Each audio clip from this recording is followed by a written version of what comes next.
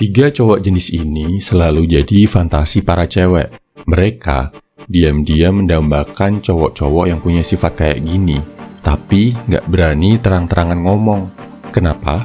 Karena sifat ini bisa bikin para cewek kehilangan kontrol dalam hubungan. Nggak bisa lagi ngatur-ngatur, nyuruh-nyuruh, atau memanipulasi cowoknya.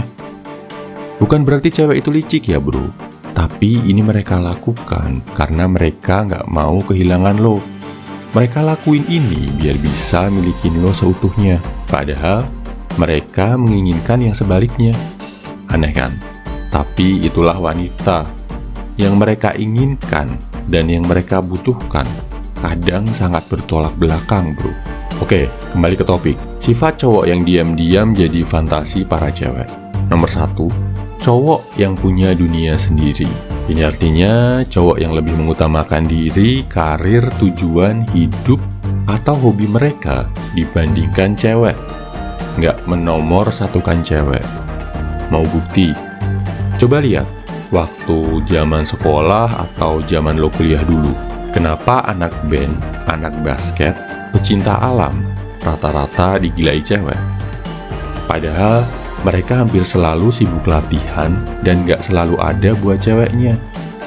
Ini karena cowok-cowok tadi punya dunia sendiri, punya prioritas utama selain cewek. Ketika seorang cewek ngelihat pria yang berdedikasi, yang konsisten mengejar mimpi, mereka akan meleleh bro. Mereka bakal kagum. Saat ketika lo gak bisa bersama cewek tadi, justru bikin dia makin tergila-gila, bikin dia makin kangen, makin mikirin lo. Apalagi kalau lo punya karya, punya prestasi, dia akan makin jatuh cinta walau nggak pernah dinomorsatukan. Nomor 2, cowok yang nggak bisa dikontrol cewek. Cewek selalu pengen mengontrol cowoknya. Tujuannya biar dia nggak lepas, biar si cewek bisa memonopoli cinta dan perhatiannya. Uniknya, kalau lo terlalu mudah dikontrol, udah terlalu nurut sama si cewek, dia nggak akan tertarik lagi sama lo. Pernah lihat kan, dulu ada sinetron dan istilah suami-suami takut istri. Kalau lo udah sampai takut sama cewek lo sendiri, di mata dia, lo nggak akan lagi menarik sebagai seorang pria. Lo cuma akan dia anggap sebagai sosok yang bisa kasih dia stabilitas dalam bentuk nafkah, status, atau perhatian. Sebaliknya, kalau lo nunjukin diri lo adalah cowok yang punya pendirian, gak tunduk sama kemauan si cewek, dia bakal makin cinta. Awalnya mungkin dia akan ngelawan, mencoba segala macam cara dan drama buat mengontrol diri lo. Bisa pakai kecantikannya, manipulasi, drama, air mata, dan 1001 cara lainnya. Tapi kalau lo tetap teguh, nunjukin kalau lo gak akan tunduk dan diatur-atur hidupnya sama cewek, di akhir dia akan hormat dan makin kagum sama diri lo. Dia akan berpikir kalau lo bukan cowok sembarangan. Nomor 3, cowok yang bisa ngungkapin apa yang dia mau. Direct, gak banyak basa-basi, gak banyak muter-muter.